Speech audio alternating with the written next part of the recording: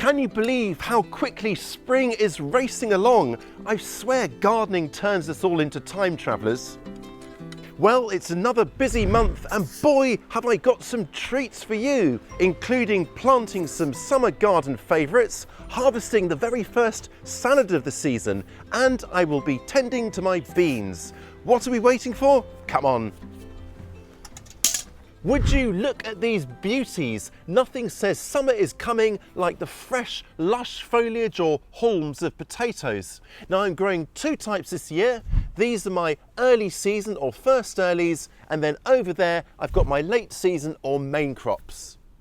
So these early season potatoes are determinates. It just means they produce their potatoes more in a single layer. Now, to stop them turning green and the potatoes kind of coming to the surface, and when they turn green they get a bit poisonous, well, we need to mulch to keep the soil covered, just in case they do work their way to the top. Now, I'm using grass clippings, got plenty of those at this time of year, but you could also just top up with a little more compost, for example. Now, this stuff's a little bit wet, but it's a breezy day, so it'll soon dry out and do its business. I want to spread it in fairly thin layers though, every now and then, so that it's not a good hidey hole for slugs. My main crop potatoes are what we call indeterminate, which means they'll form their tubers at a greater depth and they'll just produce more generally. So to help that along, I'm going to do what's called hilling or earthing up of my potatoes. And that just means drawing up the soil around the stems to create more volume for those potatoes to grow into. Now, I'm doing this now and I'll probably do it maybe one more time in a couple of weeks once the foliage has got a bit taller. That looks pretty pleasing, doesn't it? Lovely clean ridges there. These are off to a really strong start. I'm pleased with that. You may remember I planted these fava beans or broad beans last month, and well, they're really settling in nicely. Now, they'll grow and they'll support each other as they do that, but the ones at the edge are likely to flop over, and that could snap the stems or drag the pods at ground level into the mud, which could then attract slugs and they could get nibbled or rot away or something. So we now need to add some supports. And to do that, I've just got shorter canes like these. I'm going to put one in each corner and then one at the side as well. There we are, they're all in, and now the next job is to put some string line along horizontally, and I'm setting the first one about a foot or 30 centimetres up from the ground level. So tie it onto corner post and then let's just kind of weave it around like this so it's nicely taut and in place. And there we have it. The second row is about, again, another foot or 30 centimetres above the first. I'm not going to win any prizes for neatness, but it's got the job done.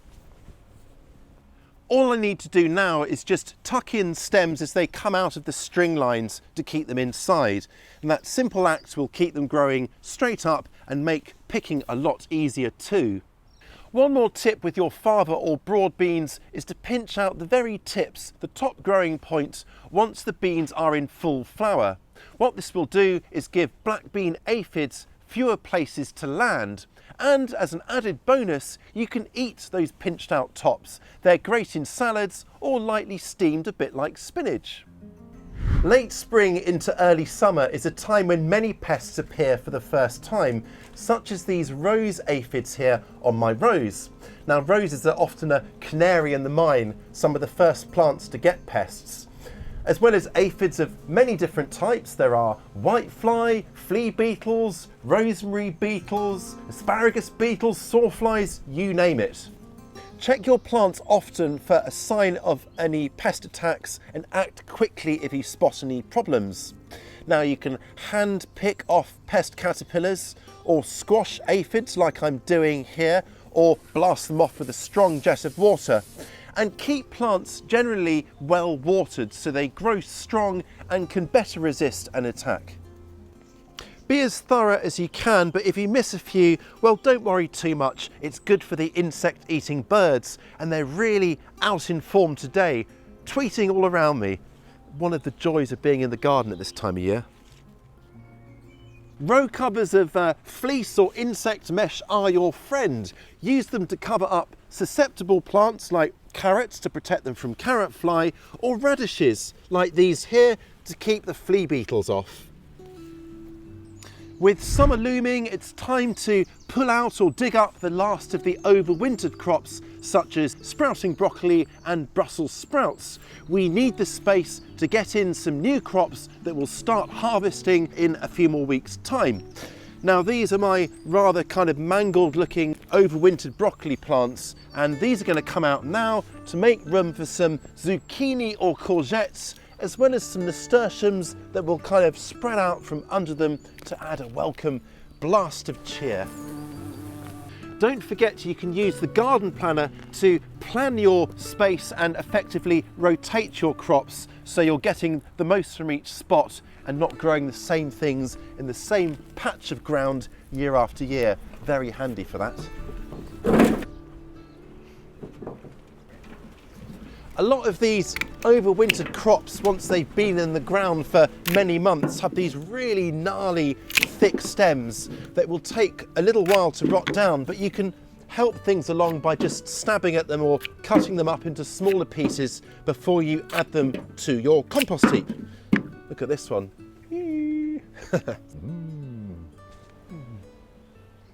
Tell you what, it kind of smells rather good, a bit like a nice tasty slaw. There's nothing, absolutely nothing wrong whatsoever with buying in ready-to-go plugs or plants like these. Now, for warm season crops like tomatoes or peppers, this can be a real lifesaver because it means you can grow a greater variety and just either buy them in from the local garden centre or nursery or get them delivered by post. Now, when you take delivery of them, they're going to often be a bit dry and mangled. Don't worry, they'll soon get into a good shape. Soak the root balls in a bucket of water if they're really dry, then get on and either plant them into their final positions, or if it's a warm season plant like say a chili pepper, pop them up and grow them on until they've recovered a bit and it's a bit warmer outside. Check for pests as well and remove any that you find. You will find that these often mangled looking plants soon recover and perk up within a few days, ready to go. A great option for mail order plants are eggplant or aubergines. Now in a cool season climate it's too late to sow them now, but these plants here, which I sowed towards the end of winter, are about the size you'd expect them to be now if you were to order them online. These guys love it really, really warm, so I think sometimes getting a head start by mail order isn't a bad idea, especially if you don't have all the kit like a heat mat or grow lights. And once you get them, well, I'm just going to pot them on to keep them growing on nice and healthily. And I'm just using a normal all-purpose potting mix. Now these guys are going to get the absolute sunniest spot in the greenhouse here, so that I can hopefully get myself a good crop. And then once they start to flower, maybe in another month and a half's time, then I will start feeding them with a liquid tomato feed that is high in potassium to encourage more flowers and fruits. I've always struggled a bit with eggplant or aubergine, but I'm kind of optimistic this year because we've got good strong plants already and plenty of the summer still to come. I may need to support them as well with a little bit of bamboo cane just to keep them upright and hopefully protected from flopping under under the weight of all those glorious fruits. I've found that grafted plants work really well. They give a lot more vigour to your plants, and for pernickety customers like these eggplant or aubergine, they can really, really help. While we're in here, allow me to cast my mind back to a few summers ago when I used straw bales to grow my tomatoes and other plants in this corner of the greenhouse here. Now this year I'm just going to grow them straight into the beds, as you can see here, but straw bales offer a number of advantages if you can get hold of them. Bales act like raised beds by raising up plants closer to waist level, which means less bending and a convenient height for tending your crops. They're arguably easier to manage, because their sizable volume acts like a sponge, soaking up and holding on to moisture for longer, which means you can get away with watering a lot less often than if you were growing the same crops in containers. Bales can be picked up fairly cheaply and they are easy to prepare or condition ready for planting. But do get on and do this quickly because time is running out, because they need that time to condition before you plant. Now, we've done a video on this which I will link to below. If you've watched it and you've tried growing in straw bales before, then do drop me a comment below to let me know how you got on with it. So I've already planted my greenhouse tomatoes and cucumbers, but now things are warming up really rather nicely. It's time for my tender plants to come outside. Now these guys have been hardening off or acclimatizing to outdoor conditions over the last 10 days or so. And with milder nights now forecast, well, it gives me the green light to get them in. Now I've just added some really well rotted manure into this bed. It's been lying around for about a year, so it really will be not too fresh. And I'm just going to plant 2 zucchini or courgettes into the bed here. Now that might not look like much, but believe me, these guys will put on masses of foliage and really fill this space and dominate this part of the garden in probably as little as a month's time. So I'm going to just simply dig a hole, and just to get them off to an even kind of stronger start, I'm going to go in with a couple of handfuls of chicken manure pellets towards the bottom of the hole and just fork that into the area as if they needed more encouragement to grow strongly.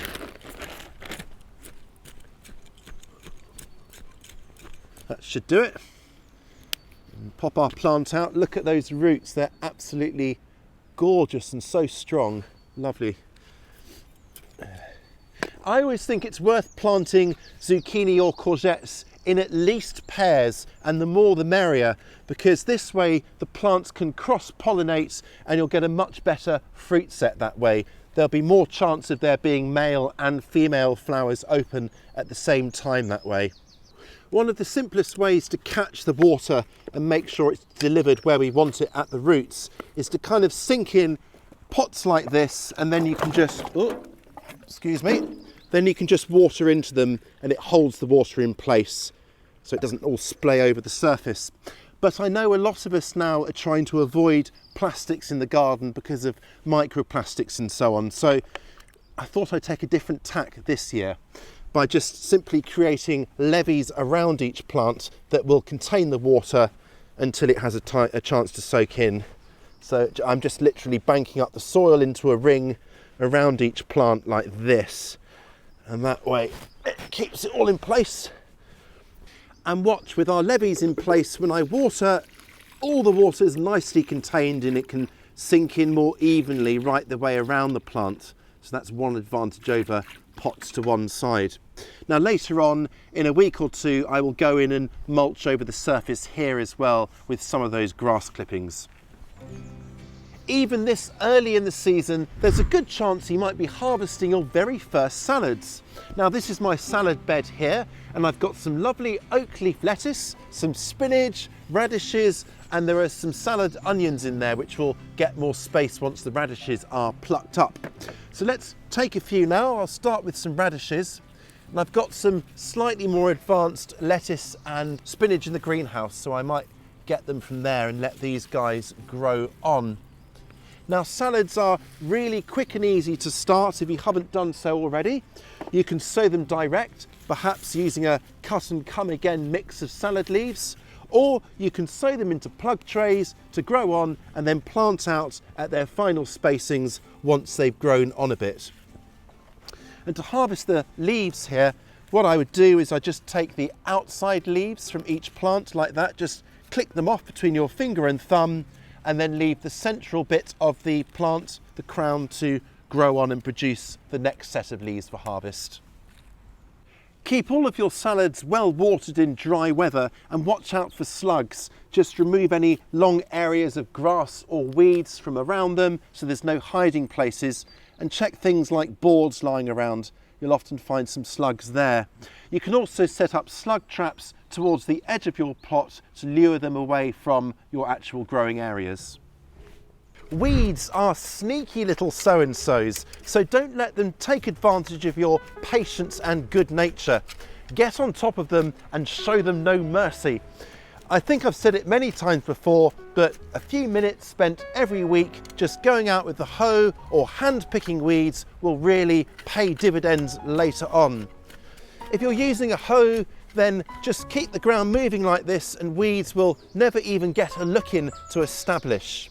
Now try to do your weeding on a slightly breezy day like today, and if it's sunny, even better.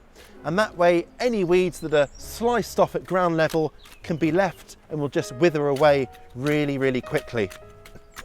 If you can't get in there with a hoe, then like here for example, just get in with your hands, follow the weeds right down to the base and just yank them out. And that way, time spent now in the spring will mean there's less weeds about later on in the growing season, and that'll save you valuable time later on in summer. It's really reassuring to know that time spent now will save time later on in the summer.